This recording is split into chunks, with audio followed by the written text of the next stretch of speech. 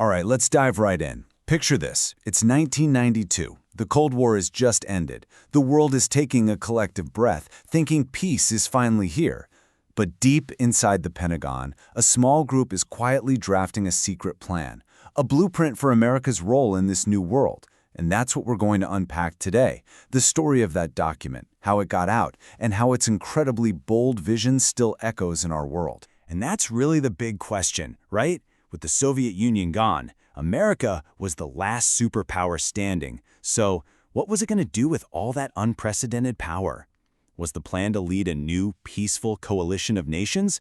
Or did it have something else up its sleeve? Well, the answer came out in the most dramatic way you can imagine. Not in a press conference, but a leak. A massive one. A classified Pentagon document just landed on the front page of the New York Times. And suddenly, the whole world got a raw, unfiltered look at what America was really thinking. And the message inside was crystal clear. No room for interpretation.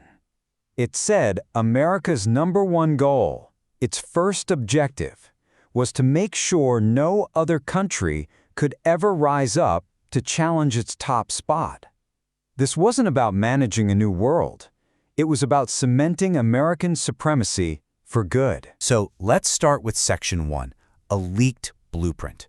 To really get this, you have to understand the atmosphere at that time. The world was changing at lightning speed. I mean, think about it. The Berlin Wall was rubble. The Soviet Union itself had just dissolved.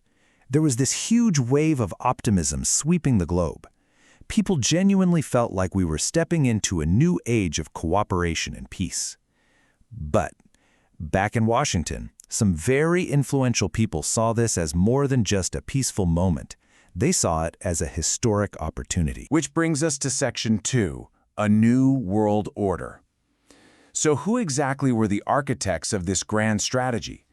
Who were the people who looked at this new global landscape and decided to go for broke? This moment in history is often called the Unipolar moment, and it's exactly what it sounds like. For the first time in a very, very long time, there was only one pole of global power, the United States. No one else even came close in terms of military might, economic strength, or cultural influence. So the question in Washington wasn't, how do we contain a rival anymore? It was, okay, now what? And here are the key players. You've got Dick Cheney as the Secretary of Defense. The actual plan was drafted under his watch by Paul Wolfowitz and his deputy, Scooter Libby. And you have to understand, these guys were part of a powerful intellectual movement, the neoconservatives, who believed that American power was a force for good and that the U.S. shouldn't hesitate to use it to shape the world, even if it meant going it alone. All right, Section 3, preventing all rivals. So what did this ambitious, unfiltered plan actually say? Well, it basically boiled down to 3 really audacious pillars. The logic was incredibly bold and simple. First, do whatever is necessary to make sure you stay the world's only superpower. Second, don't let allies or international rules tie your hands. Act alone if you have to.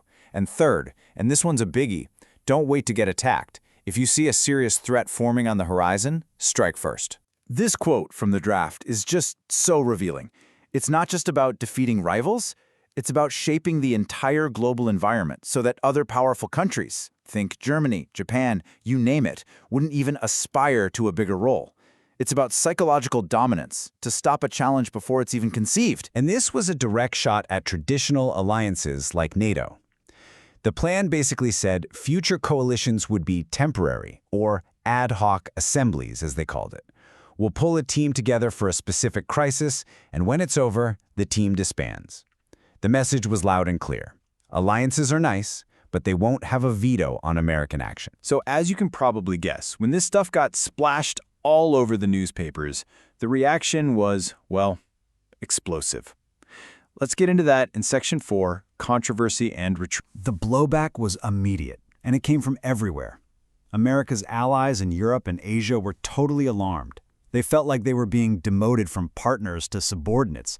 Our adversaries, of course, were deeply unsettled. And here at home, critics just slammed it, calling it a blueprint for a modern American empire, a Pax Americana.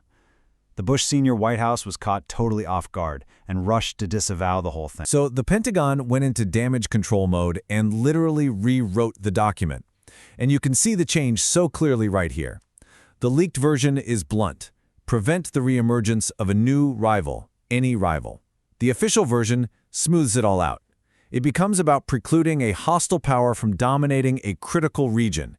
It's the same basic idea, just wrapped in much more diplomatic, palatable language. And the makeover continued. That phrase about the world order being ultimately backed by the U.S., that got swapped out for language about our preference for a collective response. All of a sudden, it was all about cooperation, the very thing the original draft was so skeptical of. So publicly, the doctrine was tamed, but those ideas, they didn't just vanish. Officially, the Wolfowitz Doctrine was put on a shelf. But really, its core ideas just went into hibernation, basically waiting for the right moment to make a comeback.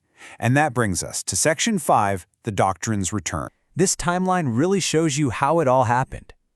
After the leak in '92, many of the same thinkers founded a group called the Project for the New American Century to keep these ideas alive. And then, September 11th, 2001. That horrific day was the catalyst. It created the political will for a much more aggressive, go-it-alone foreign policy. And sure enough, just a year later, President George W. Bush announced a new strategy for the country. And what was at the heart of this new Bush doctrine? Preemptive action. The very same idea that was so controversial a decade earlier was now the official, declared policy of the United States. And it wasn't a coincidence. The same people, Cheney, Wolfowitz, Libby, were all back in top jobs in Washington. Their ideas, once too radical even for a secret draft, were now driving American strategy in the war on terror. So after all these years, what's the result? What is the long-term legacy of this quest for a unipolar world? That's what we'll cover in our final section. Legacy of unipolarity. And when you put the goals next to the outcomes, the picture gets pretty complicated. The stated goal was to stop new rivals, but many would argue that America's assertive posture actually accelerated the rise of challengers like China and Russia. The goal was regional stability, but it was followed by decades of war in Iraq and Afghanistan. And the main goal, maintaining U.S. primacy, arguably provoked so much global pushback that it may have actually hurried the arrival of the multipolar world it was designed to prevent. And then there's the price tag. The wars that were driven by these very principles of preemption and unilateral action have cost the U.S. an estimated $8 trillion, and that number is still climbing. It's just a staggering, almost unimaginable cost for this strategy of global dominance. And that leads to this quote from Vladimir Putin in 2022, which kind of feels like a bookend to the whole story. He's declaring that the unipolar moment is over. And the irony, of course, is that he's one of the very rivals that this doctrine was supposed to keep from ever emerging in the first place. So in the end, we're left with this enormous, provocative question. Was this a brilliant, necessary strategy for America to navigate a new world? Or was it a case of hubris, an overreach that ended up backfiring, accidentally creating the very rivals and conflicts it was designed to stop? That, right there, is one of the most critical and fiercely debated